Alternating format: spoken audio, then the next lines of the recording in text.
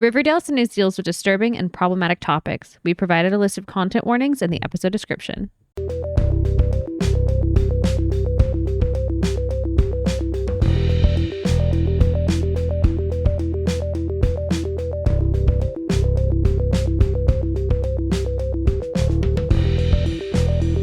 Hello and welcome to Dead Ends. I'm Emily. I'm Brenton. And we have 2 new episodes of Riverdale for you. And this is where Riverdale starts to really...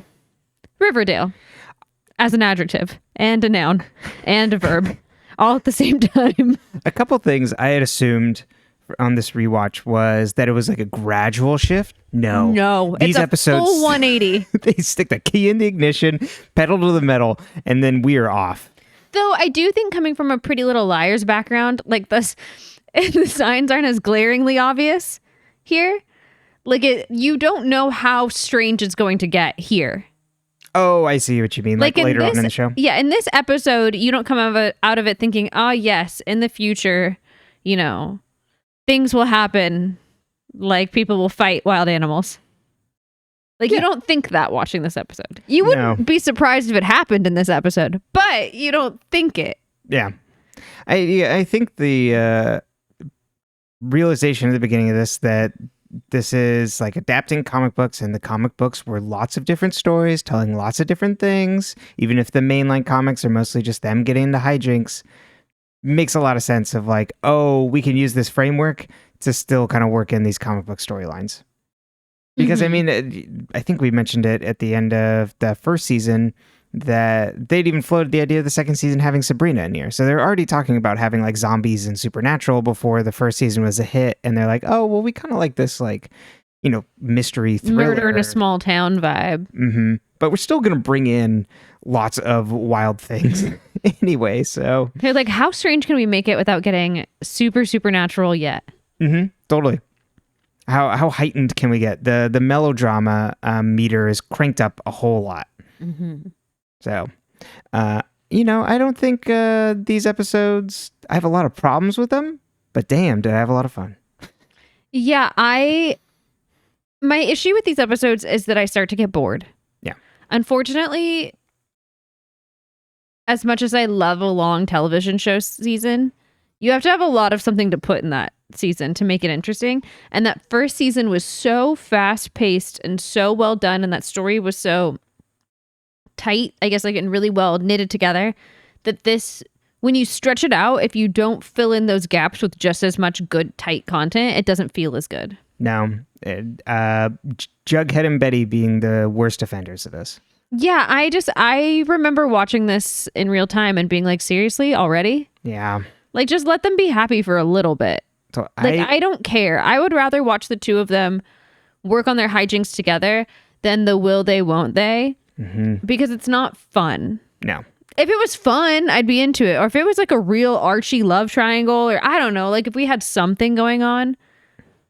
But we don't. No. When I was cleaning dishes before this, I realized, I'm like, oh, this is Spencer and Toby in Pretty Little Liars. Mm-hmm. It's like they're just not talking to each other and you don't understand why. Yeah, there's no point to this. Yeah. But there's other good things. So should we jump into our cast for this week? Yeah. We have lots of new people that I'm like, oh, I can't believe they weren't in the first season. Tony is not one of them, because I remember Tony being introduced in this. Unfortunately, I was like, will Jughead be into her? It's like, ugh.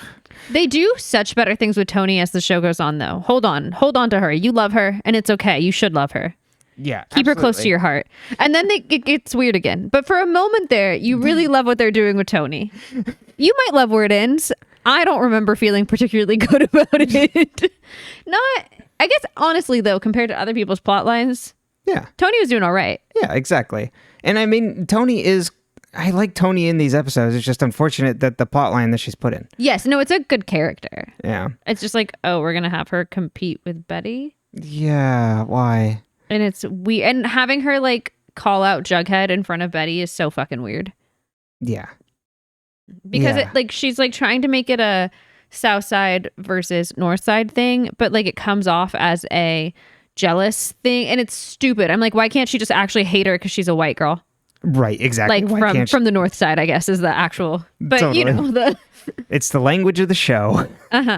Well, and Jughead's technically south side, and he's white, so it becomes no one looks at Cole Sprouse and thinks, "Oh yes, this is the person representing my underprivileged community." 100%. Okay, so Tony Topaz. Actually, the Archie Comics character's first appearance was in 2012, so a relatively recent character. Also, like introduced in a comic where she was like competing against Jughead in a like food eating contest. So Vibes. yeah, but that, I mean, like They really don't do that with her plot. no, not at all. But the character there is a whole vibe. She looks cool. I think that's why they put the pink in her hair. Right, Like that a little makes nod. sense. Her hair is so cool. Every time we watch this, I'm like, I want Tony's hair. Like the pink hair with all the braids. And then she does like two braids in, I think it's the next episode. And I'm just like, it looks so pretty and full. Tony's played by Vanessa Morgan, Canadian TV, and like a lot of success in Canadian TV. Like a lot of things I don't know, but has done a ton of stuff. So known initially, also like child actor, like played Amanda Pierce in the family teen comedy series, The Latest Buzz, but was in both the My Babysitter's a Vampire television film and subsequent show. And was also competed in the first Amazing Race Canada season. No way. Yeah. She got third place. Wow. I know. So she made it to the finale episode. Good for her. And then currently is starring in a TV procedural called Wild Cards, where she is like a hitman, or not a hitman, sorry, con man. Very different Very connotations different there. jobs. Working with like the police, I think. Oh. So got renewed in 2024 for a second season. She does do a good, like, I work with the law, but I'm not a part of the law energy. Like, I can see that for the way she plays Tony, too. Absolutely. I mean, yeah. I'm not saying she can't do other things. I'm sure she can. But Right, where it's just like, oh, I'm with the good guys, but like, I got an edge. exactly. Yeah. All right. Next up is Sweet Pea, played by Jordan Connor. As you can see, Sweet Pea is an original character to Riverdale. Hence why there's nothing on the left. So Jordan Connor had like done theater as a kid, went to college on a football scholarship, got hurt, ended his football career, but started doing like stunt and background work on TV and film. And then started appearing kind of like in small roles on series. So like Supernatural in an episode, Lucifer, the Magicians TV adaptation up through there. And so his breakout role was on Riverdale. And was also in like a bigger role in Looking for Alaska, which is a miniseries adaptation of a John Green novel. Nice. So, yeah, out here working. Also Canadian. There's a lot of, I've mentioned Canadian actors in the past on this, but I find it very funny of just like, ooh, all the serpents are Canadian. But I mean, the show's filmed in Vancouver, so it makes sense. They're like, we need to cast this. We can find some locals. Exactly. You're all going to play from the wrong side of the tracks. All right, now we're moving on to Fang Fogarty, who doesn't do much in these couple episodes, but will be around a lot more. Actually, it's really Sweet Pea that I was surprised wasn't in the first season at all. But Fang Fogarty in the comics was in the main antagonist in the Little Archie series and was a bully. So that's Fang's on the left-hand side there. You can look him up. Little fatphobic there, but you know. They completely changed the character too, you know? Exactly. So Fangs was originally only meant to appear in just 2 episodes, so good for him. And Drew Ray Tanner, who plays Fangs, originally auditioned for the roles of Jughead and Reggie, but didn't get either. And then later came back on an audition for Sweet Pea, but they found out they were auditioning also for Fangs at that time and got that. But has been in some other TV. So was in a Zendaya film in 2014. So this is little Zendaya, called Zapped. Had a small role in the Power Rangers movie. Lots of one-off roles also in like Arrow, iZombies, Supergirl, Supernatural, and Legends of Tomorrow.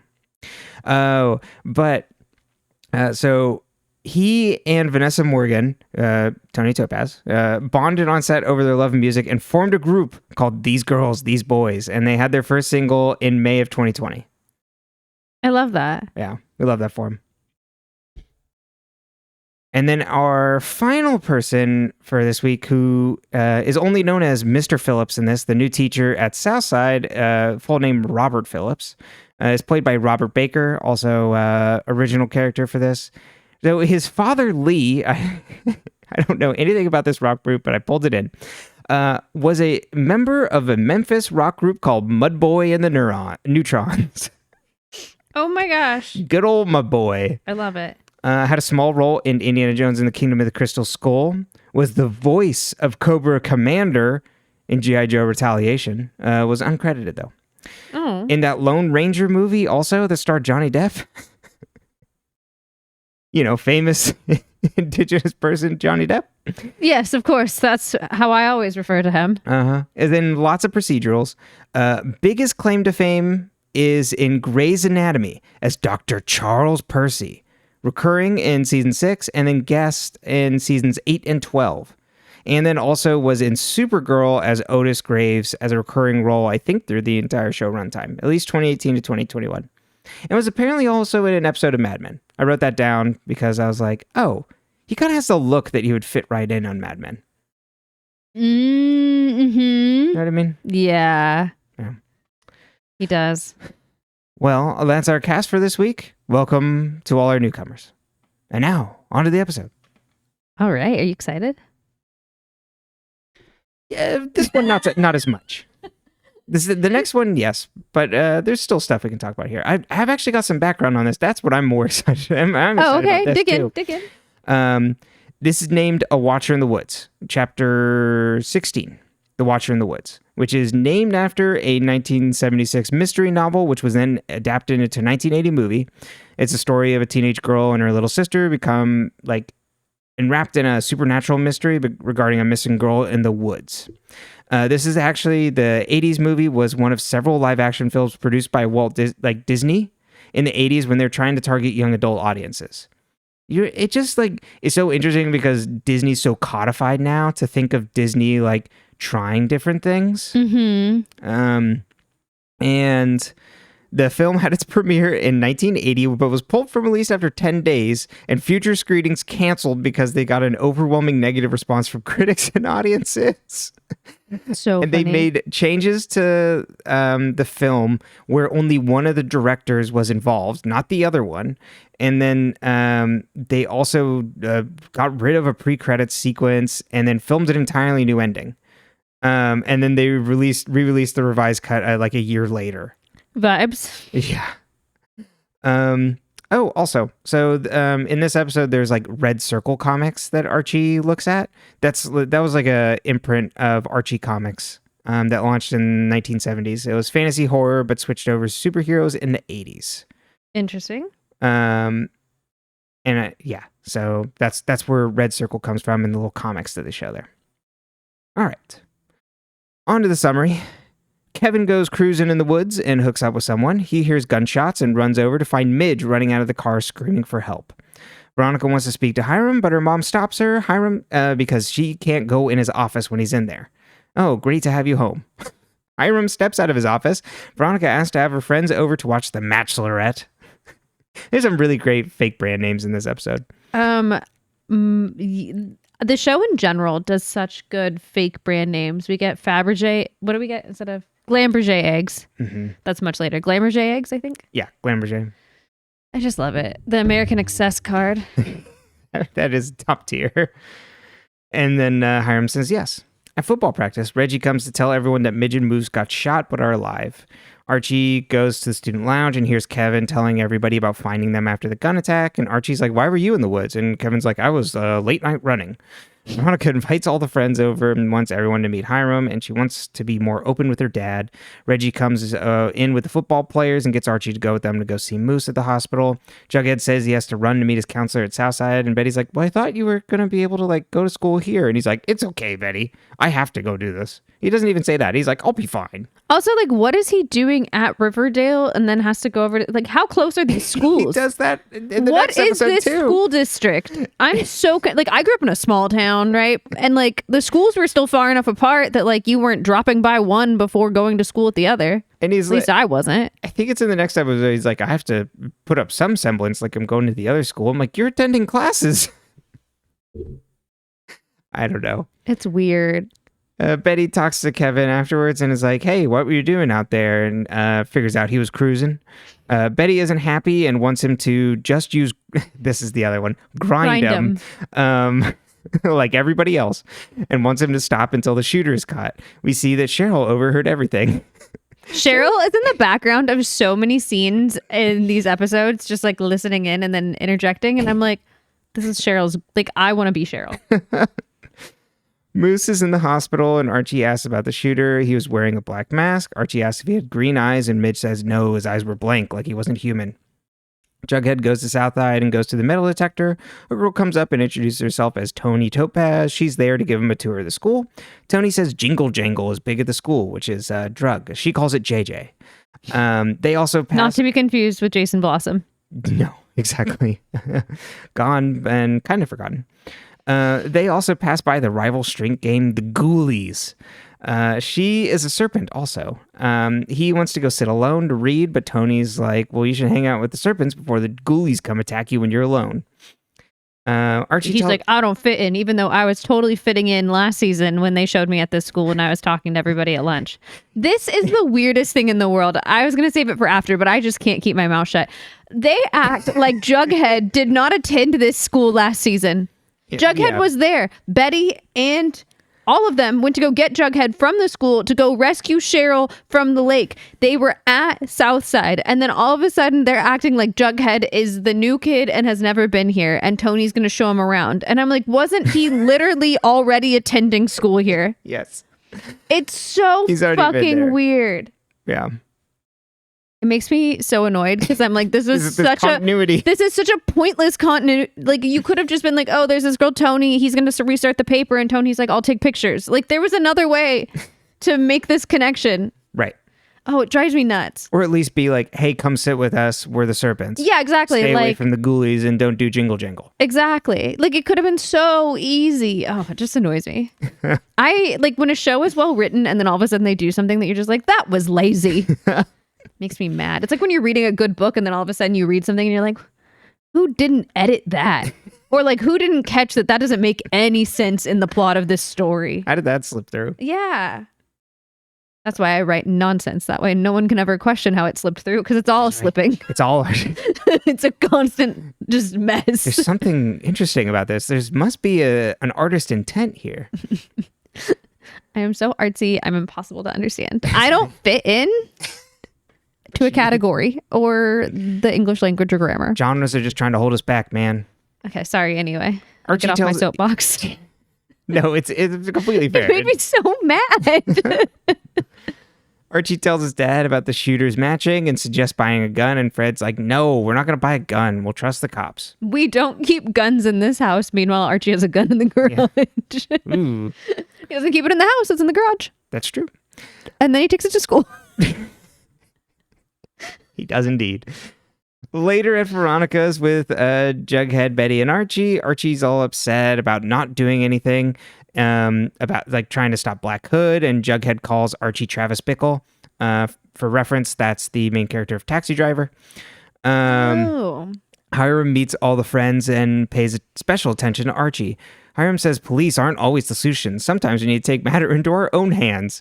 Hiram invites Archie over for dinner for another night and wants to hear his thoughts on saving Riverdale. When you talk to a man in a suit and he tells you, high schooler, that sometimes the police aren't the answer, he's lying to you.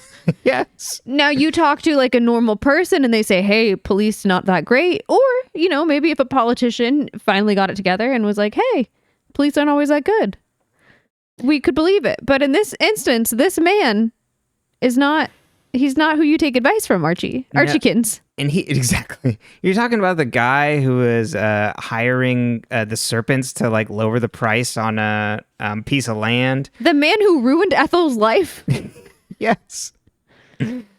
Maybe don't listen to him. Archie comes home and goes to the garage and looks at his gun and stares at his superhero comic book. I love this. We'll come back around to it. Hermione talks to... Really? Yeah. Okay. Do you want? I can just lay it out now. Yeah. Yeah, it's directly linking superhero fantasies to like the hero mentality of people with a gun ownership. Oh, okay. I totally love that. I thought you were saying like that you liked like this plot line as a like you endorsed it. Oh, is him like, I'm so glad he got a gun. Well, like, or like that you're like, oh yeah, I love that he's like inspired by these superheroes to create a vigilante group. But you're saying like you like it as art.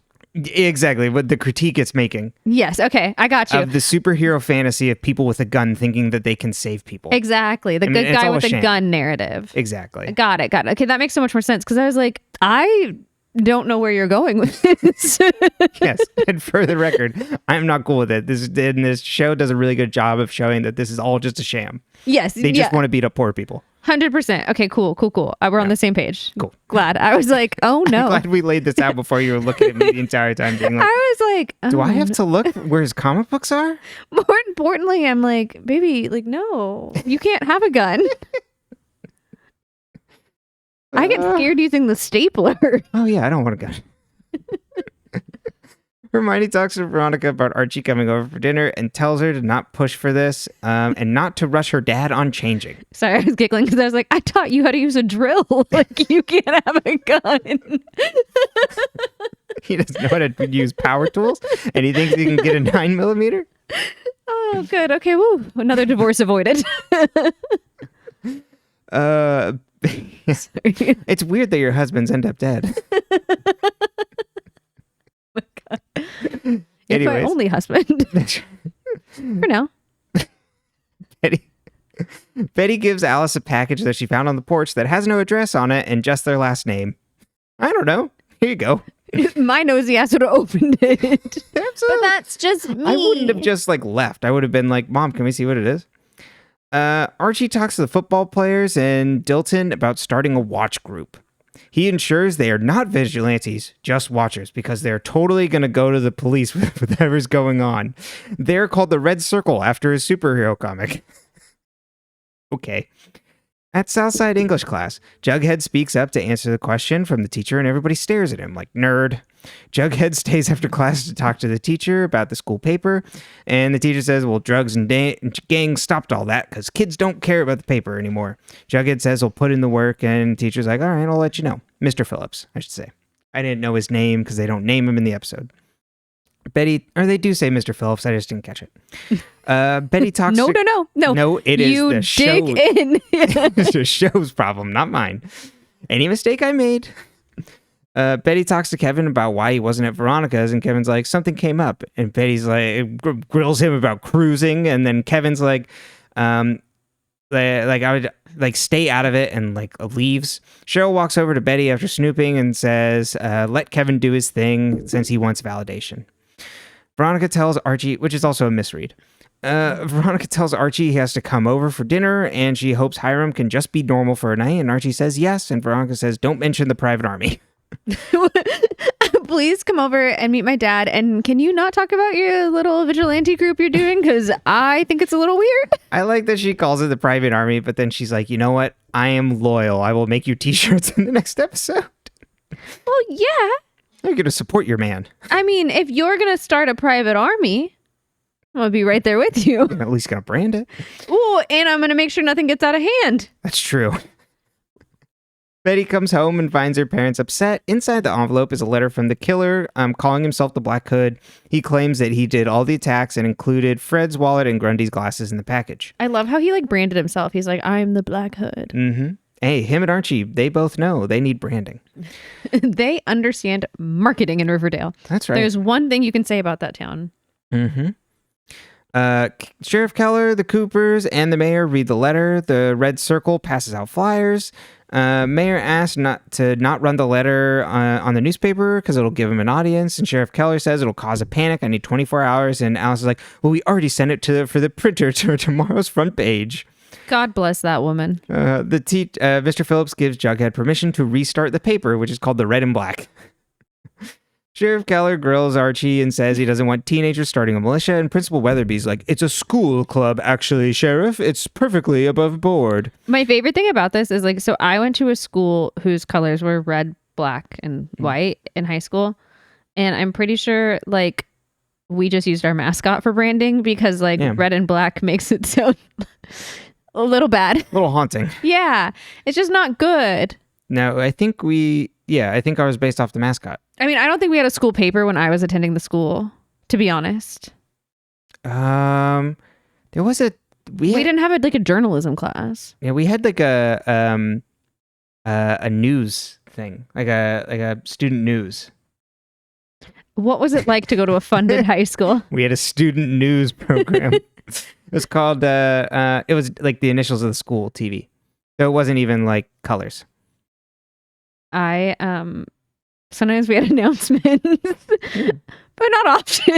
I don't even think we had like a morning announcements thing, like from the school. Oh, really? There's no morning. Everybody's flying blind. You just went to school. Well, what is there to know? What? I don't know. Theme days coming up, or important updates about the school. I don't feel like we had a lot of school announcements ever. Oh, like the loudspeakers were only for calling people to the office during recess. Or like, it's not recess anymore in high school, but like lunch. I mean, they did human interest stories and things. There was they did one on, I wish I'd gone to a funded school. I think they did ones on like teen pregnancies and like students that were like had kids. Yeah, we did not have a school newspaper. We did have a website where people would submit mean things about other people that was obviously independently run and not sanctioned through the school. Oh, that's nice. I can't remember what it was called, but it was, that's what we were doing in high school. I did not make that website. And then someone made like a website to counter that called like the town's nicest instead of whatever the mean one was. I knew the person who did that. But I did not make that website either. So I think that tells you exactly how it came off. You're like, I'm a hater, but like, I'm not that much of a hater. I'm a hater, but I am not hated. I didn't submit anything either. That's right. I am not putting my thumb on the scale. All right. Well, back to the episode. Anyway, back to the red and black. Tony and Jughead clean up the red and black room. Sweet Pea and the other serpents come in asking to hang, and Jughead's like, no, we can't hang. And Sweet Pea gets mad and says, you don't want to hang with us? Don't come crawling to us when you need us. And then Jughead says, thank you for what you've done, but I'm out. And Tony intervenes and is like, we got to let Jughead be. Polly freaks out and wants to run away to the farm that her and Jason were going to. How does Jughead not know any of these people? I don't know.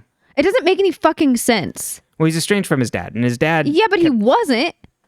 It seems like his dad kept the serpent stuff, like, away from him. I guess so. And are the serpents, like, bringing their kids? All of them know about Jughead. Well, all their kids are serpents. Like, they're legitimate serpents. They got the serpent jackets, which means they did the serpent thing. Yeah, but I'm thinking, like, growing up. Oh. Yeah, because Fang doesn't have his serpent jacket yet. Oh, he doesn't, does he? Because that's what the whole thing... that we get to later is it's about getting his stripes or whatever the hell it is. I can't remember. His fangs. Yeah. Polly freaks out and wants to run away to the farm that her and Jason were going to. She says she's a target, being an unwed mother carrying her cousin's babies. Well, because Betty goes, he's only after sinners. And she goes, I'm the poster child for a sinner. I'm an unwed pregnant teen carrying my cousin's baby. I was like, you tell him, girl. Mm-hmm. Correct. The Cooper parents try to talk her out of it. Kevin visits Moose, and Moose asks why he was out there that night, and Kevin asks why he was out there with Midge. Kevin vents about lying to his dad about going out to the woods, and Moose says, we don't have a lot of options here in Riverdale, and just for a short time, we're not alone when we go and do those. We go out cruising, and Kevin goes to leave, and Moose invites him back whenever to talk. Hermione tells Veronica she's playing with fire, having Archie over, and Hiram has another agenda. Veronica dares her to tell her that Hiram is dangerous, but Hermione won't, and Veronica says, well, just remember, you're the one who welcomed him back. Archie goes out on patrol with Reggie and their stupid boys with a bunch of tools in the back as weapons. Betty visits Jughead at the Red and Black late at night. Jughead said he got a scoop. The Jingle Jangle is coming from Riverdale. It's from the Ghoulies. Betty asks if it's good for him to write about gangs and drugs while he's attending Southside. They start hooking up as Tony comes in, interrupting them. Jughead introduces the two of them, and there's some annoying tension between Tony and Betty. They both brought kettles. Yeah. It's like, ugh, God. Hiram zips up Hermione's dress and says, "A sound carries in this apartment, my dear. Don't poison Veronica against me." Cheryl enjoys a milkshake as pops as Kevin heads out for a run. Ethel walks home at night as a car slowly approaches her from behind. Archie and Reggie are on patrol and he gets a call and they take off to go attend to the call. Kevin sits alone in the woods and goes to follow a couple guys deeper in. Reggie and Archie go to find Ethel as a van speeds off. Ethel comes out from the side of the road and tells Archie the van pulled up and circled 3 times and freaked her out. Betty and Cheryl pop up behind Kevin. Betty tells him to have respect for himself, and Kevin's like, "We don't have the same set of options. We are not the same, and if you don't accept what I do for myself, then we're not really friends. Like, you do your things, like, whatever you want to do, and I don't judge you." My only issue with what Kevin is doing, besides safety, is really the fact that he's out at night with headphones in. Because I'm like, there's a killer on the loose. Mm-hmm. There's a killer on the loose. I don't go out at night with headphones in to begin with, but I'm also a woman. But I'm like, Kevin, at least leave one earbud out. Right, exactly. Like, that's all I'm asking. Jughead leaves the red and black and thinks someone is following him. He finds the exit chained up and... Wait, I didn't jump ahead, did I? No, yeah. And then he heads back down the hall and gets attacked by someone. Fred warns Archie about Hiram and that he'll come after him if he wants. Betty tends to Jughead's wound. As Tony's there too, she overhears Jughead lie about getting jumped. Tony co-signs the lie that the serpents have his back. Betty leaves for school and Jughead tells Tony not to tell Betty. And Tony says, "I think you'll take the ghoulies a lot more seriously now." The Lodges and Archie have dinner. Hiram asks about the red circle and invites Archie to try the Lodge label rum. Veronica's like, "Oh, that'll be great. Let's go." And then Hiram's like, "I want to speak to him alone as men." And then when they leave, Hermione mocks Veronica. Yeah. Pobrecita. What the hell? Polly is packed up and leaving, and Betty asks if she wants to leave without saying goodbye to the parents. And Polly says, "Mom always says she's sorry until she does the next thing." Correct. Mm-hmm. Hiram and Archie... Summarize Alice in one sentence. Yes. Crocodile tears. Polly is packed... Hiram and Archie have some rum and talk about the red circle. Hiram says, "No more sneaking in my daughter's bedroom ever. Don't hurt her." He's like, "Oh, well, you know what the red circle should do? Go on the offensive. The Black Hood uses fear as a weapon, so you should use that too."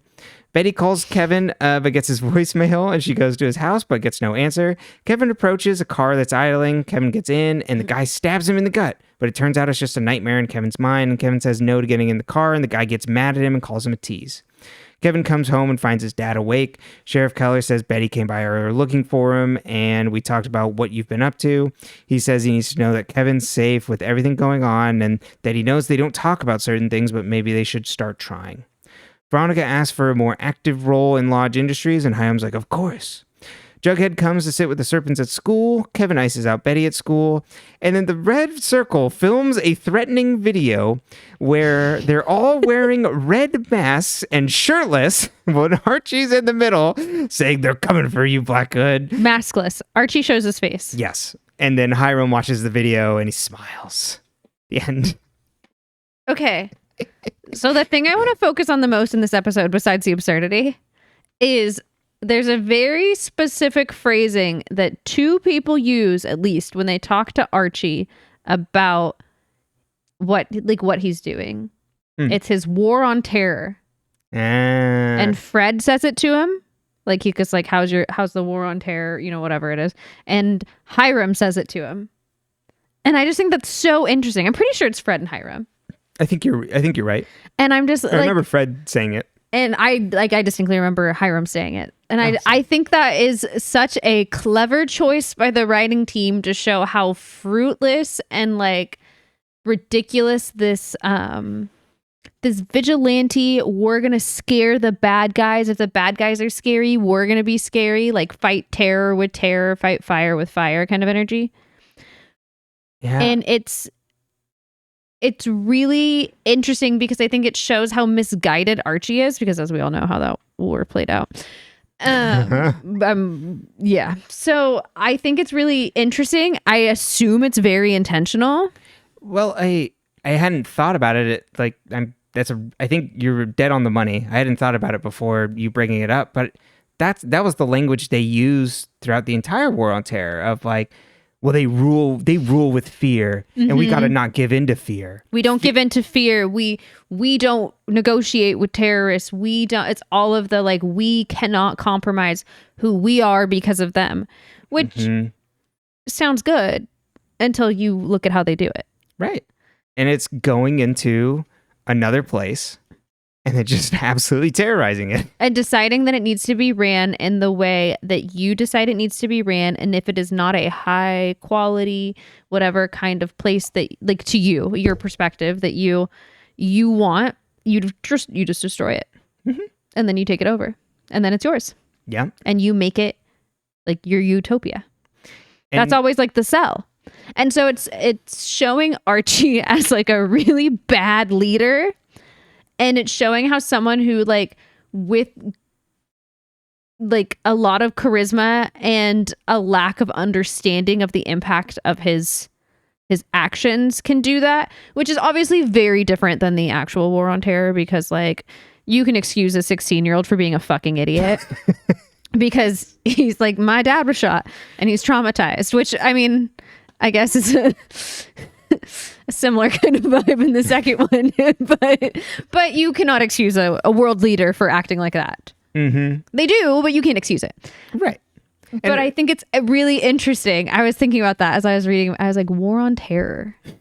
Follow up on a couple things on that. So Hiram too is the puppet master, because Hiram's pushing us along, pushing him to do this. As like the devil on Archie's shoulder in terms of like fatherhood, masculinity, while Fred's the angel on his shoulder. But what is Hiram getting him to do? Like mess up the South Side for reasons that we can only assume have to do with like land or control. Like we don't really know yet, but we know that he's puppeting. He wants Archie to be perceived as bad to Veronica. Oh, right. He doesn't want true. Archie with Veronica because that's Fred Andrews' son. Right. He doesn't want his daughter with Fred Andrews' son. Like that's not the match he has in his head for his daughter. Totally. It's got to be someone more powerful. It's got to be something advantageous for him. And also Fred Andrews specifically, while in business with Hiram, by like he knows about him and Hermione. Like we assume Hiram knows more than he lets on because of how he treats Hermione. Right. Absolutely. And I guess also with which is a nightmare, and how he treats his daughter, where it's like, well, you're not allowed in his office. Wild. But it's intentionally stonewalling her and keeping her out. And it's also the way he's like, oh, well, like she wants to quote, get her hands dirty and be involved. And he's like, I think she's kind of playing him. I think there's an aspect of that I really enjoy. What I really enjoy as the relationship goes on is it becomes very antagonistic from both sides, which is kind of fun. Like there's certain parts in the show where Hiram and Veronica's relationship to me is like the highlight of like the drama. Because it's the more interesting plot point that's like not annoying. It's not like, oh, and these people are mad at each other and they're not in love anymore, or whatever. It's more interesting because that family dynamic I think is almost more, it's more soap opera-y, but it's also just more like, it's more entertaining because you have this like super villain. And you have someone who was raised by him who can like be his match. Right. Absolutely. Who knows him and knows how to push there. And is she going to be puppeteered longer? Like the idea that Veronica's arc really is like her being like, wait a minute, am I still a puppet? Like, am I still their puppet for this? And like her constantly questioning that, I think is a lot more interesting than some of the other plot lines. Yeah, and we'll get to a couple of those in a sec. But yeah, like it comes more clear in the next episode that Hiram wants the chaos that is causing between North Side and South Side. Well, there's something going on there. And he'll use anyone to get what he wants. And he doesn't mind painting other people as the hero or villain if it still pulls the strings in the way he wants. Like he let Pop, quote unquote, keep Pops, but really he owns it. Right. It's all about the face. It's the face. He cares more about getting what he wants than like himself looking like the hero, if that makes sense. Yeah, and he knows that his image also that people aren't going to trust him. You have to put someone else in front there. And then with Archie, the thing that I had to always remember as part of this crusade, where he's like talking about protecting the town and protecting his dad, it all comes back to that he didn't do anything to stop the Black Hood from getting away and taking his dad's wallet.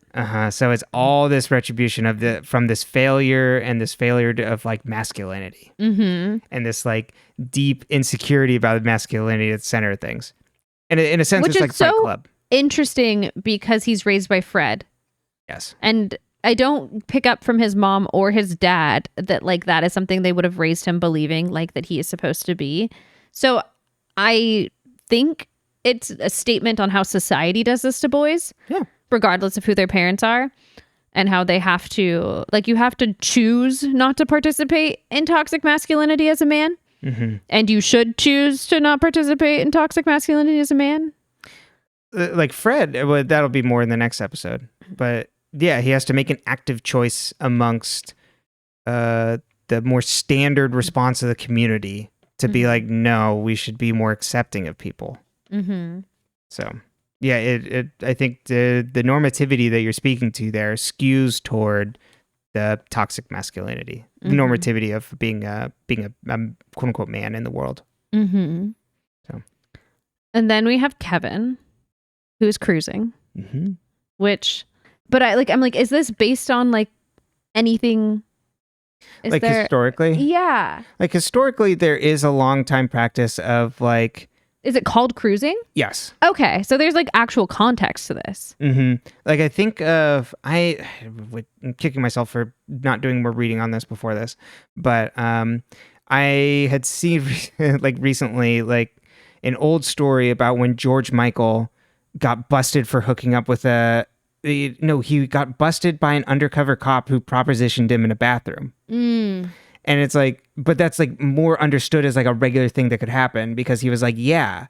So it's a really fucked up thing for the cop to do, to try and be like, essentially try and catch gay men in a practice that is participate in it of like, they're hooking up like in public places, like away from kind of unseen and things. So cruising is a thing that has happened before and things. Okay. And is, I think, as depicted in this, historically more of a fraught and dangerous thing. So it's like tying that in. I don't know if there's any like contemporary context for this either. Got it. Okay. Yeah, I think what I think about it a lot is similar to, not identical, but similar to women in sex work, and specifically like the idea of how people have varying opinions and there's lots of nuance to those conversations, but it's this idea of like, if a person is making a choice with agency, but it is dangerous and their friends have a hard time, or the people that care about them have a hard time reckoning with it, like where are the lines for the friend? And like, for Kevin's case, like where's his line as an individual for where he no longer feels safe participating in these? And I think it's a really good and interesting conversation. Yeah, absolutely. And I think with Kevin's case too, he had lost his boyfriend. Like he's going through a breakup and was betrayed by his boyfriend in a way. Yeah. Joaquin was using him potentially.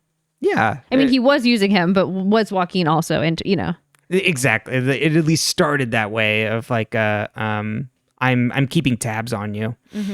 And then there's this guy that he was in like he had like a hookup with that was into him, but is still with his girlfriend, who like he happened to be around and got shot. So like there's all this kind of like weird stuff going on with Kevin of like feeling like down and emotional and like depressed. Well, and Moose got shot around where he and Kevin then hooked up in a sense. Right. And that Moose takes Midge to hook up in a place where he's hooked up with Kevin. And I mean, kids hook up in the woods. Like, it's not like it's the exact spot. Like, they don't make that a thing. But I think that's a really interesting and, upsetting thing for Kevin, obviously. Yeah, exactly. Like having to try and like parse through that. And then trying to also realize the gravity of that this is a fraught thing happening, especially because you're especially vulnerable when there is someone out there trying to kill aberrant people in society. They don't actually really explicitly make that connection, but like they mention sinners. They never point to Kevin, but like you could easily see that's like where the concern is coming from Betty. Mm-hmm. And I mean, I assume his father, but maybe not necessarily on the sinner aspect, just his father, because his father's been bringing this up since the beginning. Right, exactly. Well, yeah, which is interesting. And then like that Tom is very caring still in this way because he's like knows his son, and like, but even though he is open to him, it's still kind of like he knows like Kevin does this, but they don't have like an open and honest conversation about stuff. Mm-hmm. So it's like, okay, maybe we need to start being more open about it. Yeah, there's still a wall. There's things we don't talk about, and maybe we should start talking about them. Yeah, which I think is really nice. Yeah, it made you a little emotional. Oh, it really did. Brenton's like, oh, it got me in the feels, and I was giggling at like how they framed the scene because it's just like this. Yeah, it's just like him sitting alone in the dark at like a dining room table, which is usually not where one of those scenes shows up. And Kevin's coming through a sliding glass door because it's like a suburban area. And so I was like, it's just, I mean, it works, like it feels accurate, but I was just like, it's kind of like visually funny to me. Yeah, and because it looks like he's gonna explode. Mm-hmm. Yeah, and then he's just like, he has a calm conversation, which we like. Yeah. So yeah, exactly. Like I don't have full context for kind of this sort of thing, but I had remembered it being a lot sillier. But it ended up being like, oh, I feel like this works well enough. Mm-hmm. I think it does a really good job of also like their relationship, like Betty and Kevin's only takes like a minor hit from this too, because they're both able to like see the other person's perspective, if that makes sense. Like Kevin's like, you did this because you care about me. You didn't do this because you like, he's already out to his father. So but he's like, you didn't do this because you hate me, but I can still be mad at you, you know? Yeah, exactly. Yeah. Cause like and Betty's worried about her friend and this is not the time. Yeah. And while she's like worried about him in a general sense doing this, it's more about the safety right now in the town when you've got Archie running around with a gun and his friends all in red ski masks. Yeah. Okay. We've done Veronica. Have we talked about Archie? Yes. We talked about Archie. We've done Kevin. Jughead's annoying. Yeah, this is where Jughead just like pisses me off. Jughead in this show, like every now and then you're like, oh my gosh, I love Jughead. Like I remember early in the show being like, oh, I like Jughead. I like Jughead a lot. Like he's just misunderstood. And then Jughead does the dumbest shit imaginable, like constantly. And you're just like, tell Betty. Yeah. Tell Betty. Like that's all I'm asking. And just realizing in this next episode that the entire reason he doesn't like that he pushes away the serpents in this episode, which is like completely uncalled for, is because of like something of like he doesn't think Betty would want him hanging out with them. It's like, just be honest. Yeah, just be like, hey, so I don't get beat up at school. I have to hang out with the serpents. And she'd be like, cool, don't get beat up, Jughead. Okay, love you. Like, or just Betty's not understanding. Yeah. Betty's very understanding. She's understanding to a fault. Yes. For most people. Uh-huh. And while she might be like, freaked out about it, like, Betty tries. Mm-hmm. That's like Betty's defining feature. Betty tries. Betty tries to understand. Uh-huh. Sometimes she misses, but she tries. Yeah. Betty is human. But, okay, so Jughead's working on the paper now. And we get an introduction to Tony. We'll get more Tony in the next episode. Yeah. Veronica's father's terrifying, and she's at war with him. And then my personal favorite and last note of this is Archie's video. Okay, so it's one thing because you have like a bunch of like at least like 20-year-olds for the most part, like 19, 20-year-olds playing high schoolers. But like I tried to imagine like if you were an adult in this town and a video popped up on your computer of a bunch of high school football players in their little hoods, like, and Archie Andrews is in the front being like, and we're gonna get the bad guy. Like, wouldn't you just be like, oh, that poor boy needs therapy? Right. Yeah. Like, are they good? Uh-huh. Like, and instead, like, in the next episode, we get like people being like, oh, like it's scary out there on all ends because they're promising terror. And I'm like, anyone with half a brain knows what Archie's talking about. Like, it's not obscure. And also, like, no, that boy just really needs to talk to a professional. Yes, absolutely. He's 100%. scared and he's got PTSD and he's not handling it well. And we just need to get him some help. Right. And we need to get all those boys some shirts. And we need to get also like I was thinking about like when I was in high school, like the lack of muscle that a teenage boy has because like I mean sure some of them get like they're all big football players but like not unless you're like a football specific feeder into a college kind of school, like your football team looks like 16-year-old boys which kind of look like toothpicks for the most part. And I was just like, like it's not scary at all when you put it in the context of teenage boys. No, it's really funny. Also, Archie's like their ringleader and he's like, what, a sophomore? Yeah, something like that, right? I'm like, okay. Everybody follows him. Mm-hmm. So funny. Those are my final thoughts on this episode. Anything you want to add? Nope, that's it for me. All right. On to the next. Yeah. Chapter 17, The Town That Dreaded Sundown. This is based off of a 1976 horror film called The Town That Dreaded Sundown, which is loosely based on the Texarkana Moonlight Murders. Jesus. From 1946.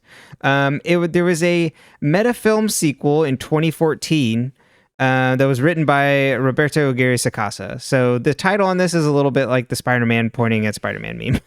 Got it. All right. Jughead studies serial killers and checks out books from the library. The librarian says it's terrible of everything that's going on, including those boys that made that awful video. You pointed out, too, like I think we had knocked the show being like, well, maybe in the second scene it starts getting worse, but like this scene is, there's still a lot of good flair in this. Like this scene visually. Specifically. Yes. Yeah, visually I really liked this scene in the library. I thought it was really well lit. I thought it was really well shot. Like the Jughead between the stacks and kind of all of that. I like the library as a set too. I'm a sucker for a library. Yeah, the set for the library set is really cool. So I really wanted to get into A Discovery of Witches because there's a really cool library in the books, and then I was trying to watch it and I couldn't get it going on the plane. Yeah. But we were able to watch Interview with the Vampire and we enjoyed the first season. We did. I do love a good vampire thing. You got any vampire Rex? Leave them below. Oh yeah. Put them in the comments. Riverdale from the top. Riverdale is terrified. Mayor McCoy calls a town hall. People are scared to walk alone. Alice Cooper continues fanning the flames through the paper. I mean, like, girl boss. Yeah. You know what? Like, as a woman, do I support the things Alice Cooper does? Not necessarily, but do I support Alice Cooper? 100%. I love her. I mean, I don't always love what she does. I think she could be a better mother. I probably think she could be a better journalist. But I support women's wrongs, and that means supporting her. Though, I mean, she's a blonde. Women's wrongs personified. She's a blonde white woman, so like she gets away with more, you know. Yeah. So society rolls. We see a suspicious package labeled for Betty. Archie practices shooting targets in the woods. Hermione and Hiram grill Veronica about Archie's video, and Hermione tells her to stop dating Archie. Veronica says no one leaves. Hiram laughs and says, so much chaos and confusion. He's like really in his like hee. It really is. His like tee era. Really?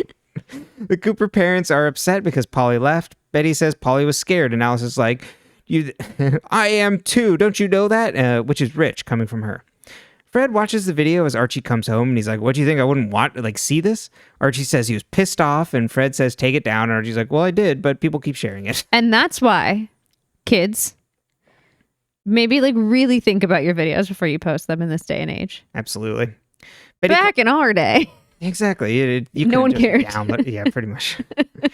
Betty calls Jughead, who says he can't come over later because he has to try being a student at Southside? I don't know. He sees the serpents watching the Red Circle video. Betty finds her weird package. The serpents talk to Jughead about going after the Red Circle because they're a bunch of stupid Northside kids. And Jughead's like, well, don't go after him. He's a lame target, that Archie. Why don't you go after the Black Hood instead? And Sweepy's like, he's only attacking Northsiders. It's like, who blamed, and the Northsiders always just blame us. He's a hero to us. Yeah, they're like, yay, Black Hood. And I'm like, I guess I get it. Yeah, I understand. Archie, then at the very least, like, not my monkeys. Archie walks down the hall all cocky until he sees Veronica. They talk alone, and she asks what's wrong with him, and Archie says, well, your dad gave me the idea. And she's like, my dad gave you the idea to film your friend shirtless with masks on? And then Archie does really jump. Like, Hiram's like, you should fight fire with fire. And Archie's like, okay, we're going to all take off our shirts. I know what's going to freak him out, a bunch of shirtless boys.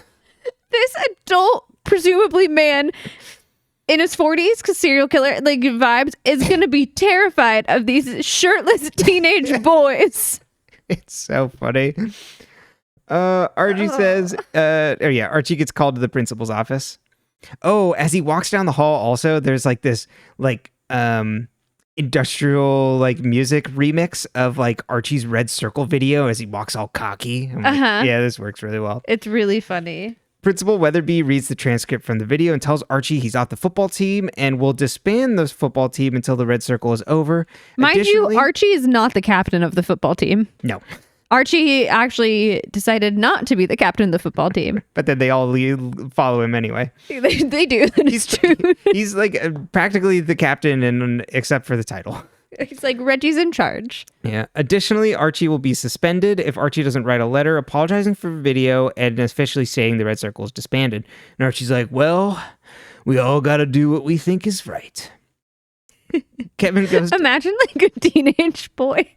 I could never be a high school principal. Trying to big time you like because this? I couldn't handle it when I was a teenage girl. But as an adult, I think I would just be like, are you? No. This 15, 16-year-old being like, yeah.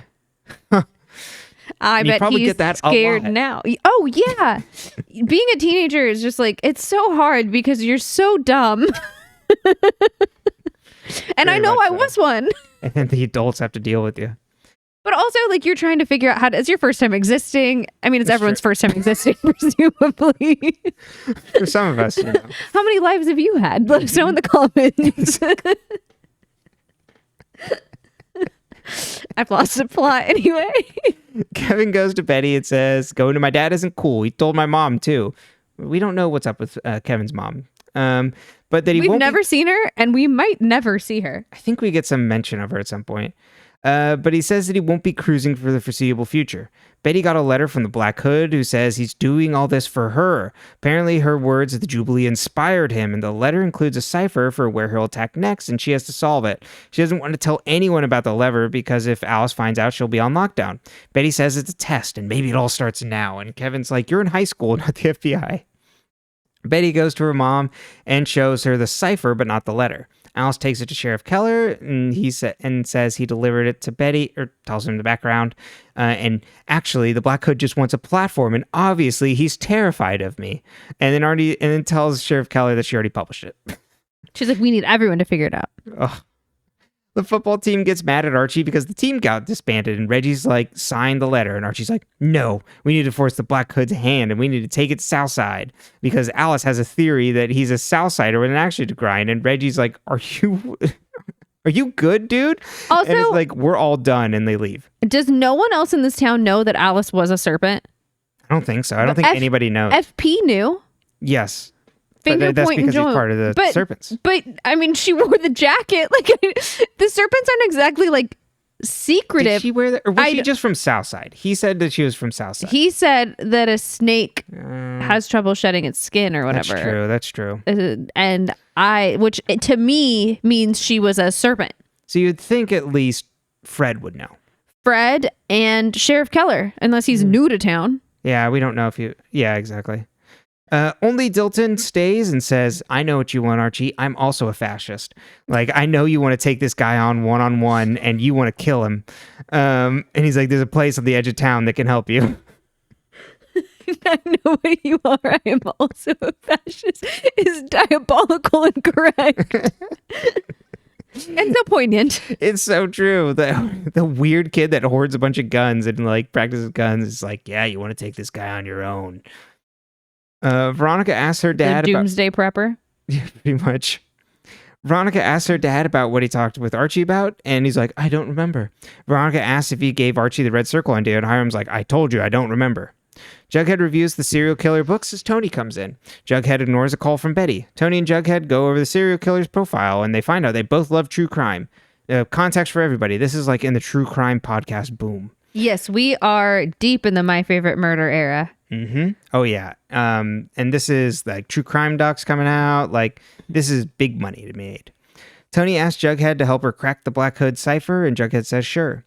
Betty tries to crack the cipher on her own. Hey, guess what? Jughead, you're being a lousy boyfriend. Also, so she tries to call Jughead. He doesn't answer because he's like, I'm going to work on this cipher with Tony. And I'm like, even if you didn't know that Betty got the cipher, like if they didn't put that in the paper, if Alice published it, wouldn't you have called to ask her about it? Mm-hmm. In which case, then you would have learned that your girlfriend received the cipher. Pretty shitty boyfriend. And maybe she would have told you about it if you'd called her. Yeah. Good job, Jughead. If you ignored my phone call to solve a puzzle with another girl. Mm-hmm. I understand. Even if it's just, you know, like Christmas themed puzzle. I love puzzles. Mm-hmm. I would be so offended. Yeah, that'd be rude as hell. At the very least, it makes sense later where Betty's like, we could all work together. Yeah. And it's like, Jughead, maybe you should be like thinking about that. And then she gets a text from Jughead to talk tomorrow. Archie answers the door to Veronica. She apologizes for being negative about the Red Circle and wants to support his crew. Archie says the Circle fell apart this morning, but it's okay. It's my battle. No one else needs to fight it. And Veronica says the Red Circle needs to expand. I'm here to help. Archie goes to an Army and Navy surplus store and gives the guy a list and a fake driver's license, and also pays in cash for a Kevlar vest, a holster, and ammunition. Jughead answers the door early to Betty. Betty wants to crack the Black Hood's code and wants to do that with him. And Jughead's like, oh, funny enough, I've been working on that with Tony. I can show you what we have so far. And Betty's like, I will be cool about this. Why don't we work on this all together? Archie meets Veronica at school. She made Red Circle shirts, and everyone is wearing one. The Code Breakers, which is Kevin, Betty, Tony, and Jughead, work on cracking the cipher. Betty and Tony get arguing over North Side versus South Side. Tony mentions that Betty hates the Serpents, so Jughead wouldn't lie about sitting with them at lunch. Betty looks angry, and Tony leaves, along with Kevin, because he's like, I don't want to be involved here. Kevin goes, what is it? He's like... He goes, like, I can walk you home. And she looks at him, and he's like, or you can walk me home.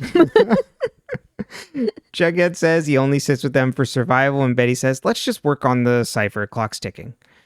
Archie goes to the south side and tags a bunch of places with the red circle. As he's tagging, Sweet Pea, Fang, and another serpent come up and stop him and tell him to get off their turf. Archie tells him to back off, and Sweet Pea pulls a knife, and then Archie pulls a gun. They're like, what the hell, dude? And they run off. I do think it's funny that Sweet Pea pulls a knife, and then he's like shocked that Archie pulls a gun. Because like, if there's one thing I expect a white boy with anger issues to have, it's a gun. Yeah. And it's unfortunate. And it shouldn't be true. It should be much harder. There's a big statement here. It should be much harder for people to get access to guns, including Archie. Absolutely. But also, like, you wouldn't think he would also pull... If he had a weapon, he would pull a weapon if you're pulling out a knife. That's escalating. Yeah. Jughead and Betty are asleep, and they get woken up the next morning. Betty worries that Alice is going to kill her and runs off. Principal Weatherby comes into class with Sheriff Keller to see Archie in the hallway. Veronica says the shirts were her idea, but they assure her it's not about that. Sheriff Keller says there's a Riverdale High student apparently waving a gun around in Southside last night, and they want to search his locker for weapons. And Archie unlocks it, and Sheriff Keller finds a hood in his locker, and he's like, I can explain that. Archie later tells Fred that it was the one that Reggie used to scare him. Archie's barred from school property, and Fred tells Archie he's scaring him, and asks Archie to be honest with him. Hermione grills Veronica about Archie and says, maybe you're blinded by your loyalty to Archie, and warns her that blind loyalty is a dangerous thing. Well, maybe you should actually help your daughter instead of constantly undermining her at every single turn. Also, blind loyalty? Are you looking in a mirror, Hermione? Mm-hmm. That's the most annoying thing about Hermione. That Hermione could be such a cool fucking character, and they make her so wishy-washy, and when Hiram's around, she's so weak, and it drives me fucking mad because I'm like, she's a fun character. Let's make her fun. Totally. What if she was girl bossing behind his back all the time? Exactly. All the time. Yeah. Jughead brings Betty's notebook back to her and says the letter from the Black Hood came out, and asks why she didn't came out of her diary that she had left at Jughead's, and asked why she didn't tell him about it. Betty says, you've been running around with the serpents in Southside, and Jughead asks why she's been sitting on it again. Betty says because he was apparently inspired by me, and Jughead says, do you think people will like think less of you? Do you think Archie will hate you? It's like he knows you, and he wouldn't hold this against you, and calls her Nancy Drew. And Betty's like, oh, I have an idea. Veronica gets a call from Archie to get something from school, and Veronica goes late at night and gets his gun from the back of a toilet. She grills him later at his house, and he says he wants the Black Hood dead, and he wants to do it. Veronica says, at best, you go to jail, worst, he kills you. She tells him that she threw his gun into Sweetwater River, and there's a knock at the door, and it's Reggie and the boys. Mayor McCoy starts the town hall meeting on town safety. Reggie tells Archie he respects him for not ratting him out to Principal Weatherby about the mask, so they're here to help him. Veronica hears something outside and sees servants coming to the door. Sweet Pea says, you really think you can come at me and wave a gun in my face at my house? And then Reggie steps up with the boys, and he's like, you have really bad timing. Archie wants to fight, and Veronica says, there's going to be rules if you must do this. Betty and Jughead go to the library. Betty finds the Nancy Drew code book that she used to always check out and thinks that's the key to the cipher.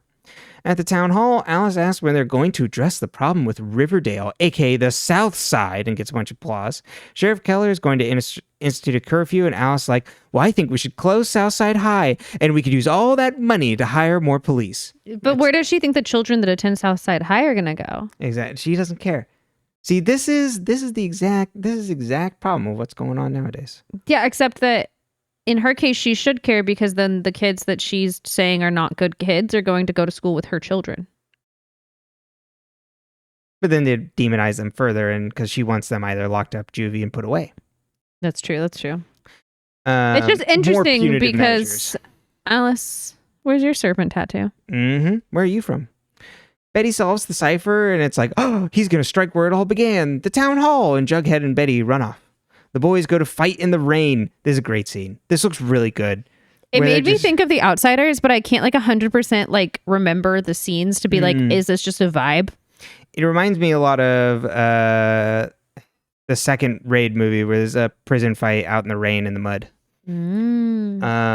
I mean, there's lots of, I think, other things. I haven't seen The Outsiders, but I could definitely see that it's pulling from The Outsiders. A lot of the Serpents vibes to me give Outsiders. They're like these boys in leather jackets and slicking their hair back. They're That's greasers. Right. Yeah, exactly. Yeah, just sopping wet. Because you can imagine that it's just on a set that they kind of blur out because there's big lights behind them that you can't really see what's going on in background. Mm-hmm. So, and they're probably just getting soaked. And Archie is the one who starts the fight by hitting Sweet Pea. He does start the fight. Archie's looking for a fight. Yeah. Fred speaks up to Alice and says Southside is not the issue and the Black Hood is pitting the town against itself. Fred warns against fear. Hermione whispers to Hiram that she told him Fred would be a problem, and Hiram's like, maybe it can work in our favor. Mwahaha. The town trusts Fred. Jughead and Betty run in. They're like, the Black Hood's coming. They're going to attack. And everybody looks at them, and the room's not that big, so they could definitely hear them. But Betty pulls the fire alarm anyway. Well, because then Mayor McCoy is like, oh, everybody stay seated. Wait. So Betty goes and pulls the fire alarm. Okay. But no one watches her do it. And I'm like, I would watch the teenage girl walk over and pull the fire alarm. I'd still leave the room. Yeah. I'm like, she said the Black Hood's going to strike. I'm going to go home. That's right. I don't want to be here. I'll leave. Yeah. Don't have to tell me twice. Oh no, the town meeting's over, even though we weren't getting any answers, and it was just there's two neighbors yelling at each other. They can do that at home. Open their windows in their kids' bedrooms and yell back and forth. It's the same thing. I'm tired of listening to Taylor talk anyway. Wrong town meeting. I see. Dilton gets stabbed in the leg, and Veronica fires a gun in the air to break it up. Reggie drives Dilton to the hospital, and they rehearse that Dilton will say that he got jumped by Southside serpents minding his own business. Betty shows her parents and Sheriff Keller the cipher. Veronica tends to Archie, and he's like, wow, that street fight that I organized? That got really out of hand. It's the funniest fucking thing in the world. It's like starting a fire and then being like, wow, that had flames. When I had a gasoline, it really went up. Veronica encourages them to hold on to each other. Fred sees from the stairs and is like, all right, they'll be all right, and turns around. Archie worries that he could have killed someone if he had the gun. Veronica sues him, and they hook up. She remembers that they have to do one more thing, and they go to Sweetwater River and off the bridge, and Archie throws away his gun. Jughead's narration says that tonight was a turning point for Riverdale. Betty gets a call from an unknown number, and it's the Black Hood. The end. I would never know if the Black Hood called me because I get so many unknown spam calls a fucking day. I don't know if someone wrote my phone number in a bathroom up and down the fucking state of California and the East Coast. Like, I get calls globally, honestly, constantly. And I was put on every do not call list back in the day, and I still get called. Yeah, you get calls all the time. I get calls all the time. Blocked number, unknown number, or hey, you owe back taxes. I don't owe back taxes. I have never once in my life owned back taxes. Anyway, I would never know if the Black Hood called. No, I wouldn't pick up. Sometimes I think about spam. You know the people who have like 4 billion text messages that they haven't read? My father's one of them. Do that. Like they're like, oh, well, those are all just like the things that I don't have to read or whatever, so I just don't. And I'm like, that stresses me out to no end. Stresses me out. But those people would have never known if A had texted them. Like, I think it's right. I'd be like, oh, it's just an unknown number sending something weird. Uh-huh. Anyway. It is very A-like of the Black Hood to call with a modulated voice. It is. So are the Black Hoodies. That's true. There's villain branding. Mm-hmm. We got to get in on that. Yeah. Yeah, we got to get our masks. Oh, God. I don't think we need masks. No. All right. So we've got the Black Hood. We've got vigilante teenagers. And then we've got the serpents. Yeah. And we got the ghoulies. Right. Exactly. They sell the hard drugs. Right, exactly. And they beat up Jughead. Yeah, but I mean, can you blame him? Exactly. You're being so annoying this episode. He didn't sit with the serpents. Call Betty. Just get it together. Betty actually sent them. Pick someone. Do something. Don't be like Archie. Where do you get off calling yourself a loner? Okay, so my favorite thing from this entire episode is the town meeting. Because you have Alice being like, we have to get rid of the people on the side of town that I grew up on. Yeah. And then you have Fred Andrews being like, Alice, actually, the problem is probably a white guy in his 40s. Maybe it's the guy that's going around killing people. Yeah, like, you know what I think the real problem is? I got shot at Pop's Diner. Yeah. And our sheriff hasn't caught him. Exactly. And he killed other people. And now he's shooting children. They did. Alice is like doing constant work of just recontextualizing the violence. It's like it's actually because of the poor people on the other side of town. I'm like, baby. Like, geez. Like, I don't feel like that's who's doing it. No. Why? Like, why particularly these people? Why Fred Andrews? Mm-hmm. Why Midge and Moose? Right. Why? What's her name in the other Grundy. town? Grundy. Yeah, what serpent is going to go all the way to another town just to kill a high school English teacher that they don't even necessarily know is like a sinner? Like, right. That's not really a thing other people know. Because she was still employable. Right, exactly. She got another job. Yeah. But also, like, what in terms of that, like, would make, well, you know what? Trying to logic Alice in this sense is dumb and falling into the trap. And same with like things for Hiram, because that's a distraction to get what they want, which is paving over or whatever they want to do, whatever Hiram wants to do with Southside. They want to pave Southside and put in a parking lot. That's right. And a strip mall. Exactly. Yes, 100%. That might actually be the plot. I can't remember.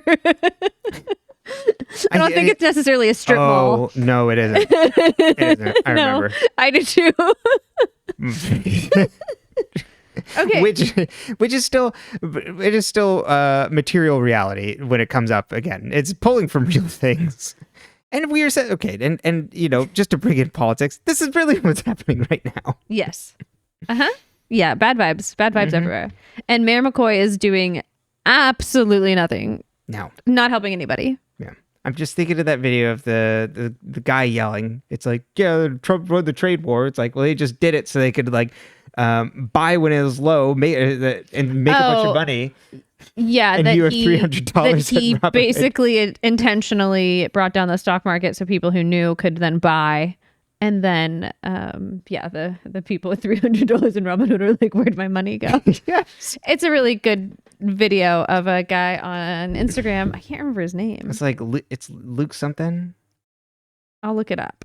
You keep talking. Okay. And then, like I mentioned with the superhero comics back in the summary, but I of like how the Red Hood and stuff gets out of hand and Archie thinks he's being like this hero. that he's like doing things. He's like way more cocky in things than he ever is. He's kind of doing the Spider-Man 3 strut down the school hallway because he thinks he's this like big shot hero now, that he's like doing the right thing because he wants to go after and beat up poor people when they have no aim.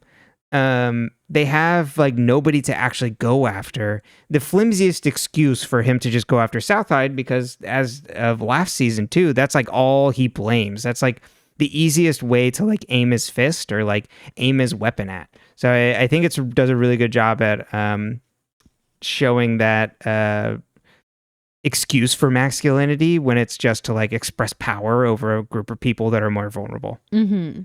The user's name is it's Luke_7, and the video that we're referencing is him starting it with like making fun of MAGA people, going like Trump won the trade war, and it's like literally he like half the things that were, or all the things that were a part of this were already on the table, and he just manufactured a crisis to distract us, and so that he could then actually do what he did. Hiram Lodge, anybody? Yeah, but at least Hiram Lodge is hot. That's right. Yeah. And he's interesting. Yes, for sure. Unfortunately for us, we don't have any of that going.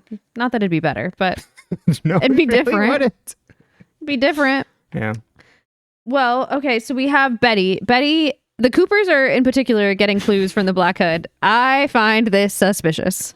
Huh? Imagine if you and your daughter got clues and you were like, well, obviously, the Black Hood is sending them to her now because he's afraid of me. It's so funny. I love that. Alice is so self-absorbed. She can't possibly see that her daughter is vulnerable. It's also like that the Black Hood, I mean, she doesn't know about the letter until later, but like the Black Hood literally was like, this is special for Betty. And isn't that interesting? It's very interesting. If you haven't seen the show before, I want you to guess who you think the Black Hood is, because I think it is. Knowing who it is, it almost makes a lot of this more interesting. Definitely.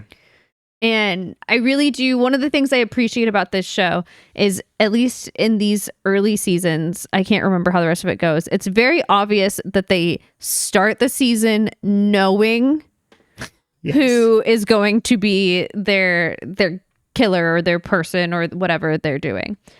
And I think that's important in storytelling, is while you don't have to know what the characters are going to necessarily do individually, if you're going to seed a mystery, you want to actually know the end of the mystery as you're seeding it. Right, yeah. And I am not saying that other shows that we have watched on this podcast maybe didn't do that. I'm just saying I have a lot of questions about Cece and Alex Drake. And then this also will lead to some interesting plot lines for Betty. Yes. Betty gets some like really interesting stuff. There's also a bit of foreshadowing in a line Kevin says. I think it was in the last episode. Yes. No, is it this one? It was the action. No, you're right. It's in this one. We'll play with that when we get to it. Yeah. Jughead's annoying. I don't really know what else to say about that. Yeah, it's just the worst of like, oh, it's making it seem like he's more into Tony because he can't come clean to Betty about how he's living his life. He can be honest with Tony. Yeah, and because he finds belonging in the serpents. Yes, and he's allowed to find belonging. Betty wouldn't give a shit if he found belonging. I mean, she's a little scared. And she's trying to twist his arm, being like, include me in your life. Most importantly, though, Cheryl is girl bossing with Veronica with these shirts. She's passing them out. She's involved. Cheryl is involved. She is active in her community, and I love her. Mm-hmm. And I want a Cheryl-centric episode right now. Exactly. Yeah, we do need a Cheryl-centric episode. I think it's due. I think it's due, too. Yeah. But, Veronica, we love what you're doing, but maybe don't, I understand Archie's your boyfriend, but passing out memorabilia for like the right-wing fascist group here, not the best. Yeah, well, it's her boyfriend and she's in high school and she's mad at her dad. That's true. So she doesn't see it that way. Yeah. And she wants to stand by him and have him prove them wrong. Well, and I think the thing with Archie and what they do well with this show is they almost make it to where you can understand where he's coming from without being apologetic for the negative things he's doing. Like, Yeah. I do not feel like Archie is doing the right thing, but I can understand why Archie is doing what he is doing in this show. Yeah. Which I don't think a lot of shows do well when you do this with a character. Yeah. He's trapped in the trap of masculinity. He's in the trap of masculinity and he's traumatized. Yeah. Well, maybe we'll get him out. Who's to say?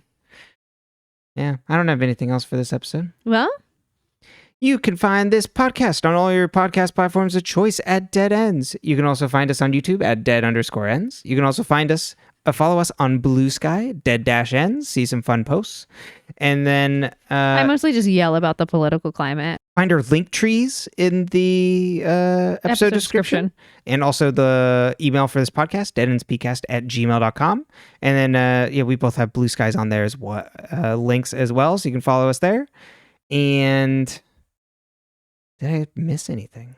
Like, subscribe, tell your friends. We're a small, humble podcast, so word of mouth is great. We appreciate it. Rate us 5 stars on your podcast platform of choice. It helps out. It makes us happy when we see it. It does.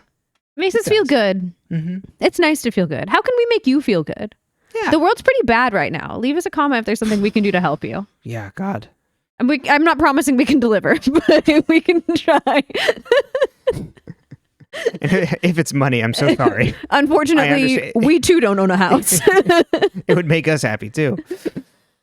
Well, we don't fit in. We're not gonna fit in. But not like Archie either. No. There's a path. You don't go down the red circle path. No. I'd rather be a serpent than in the red circle. I'd rather be a serpent. Yeah.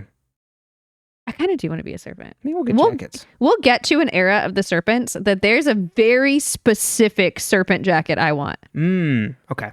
There's a very specific person's jacket. Oh, yes. You know exactly which one I'm talking about. Mm-hmm. Well. Till then.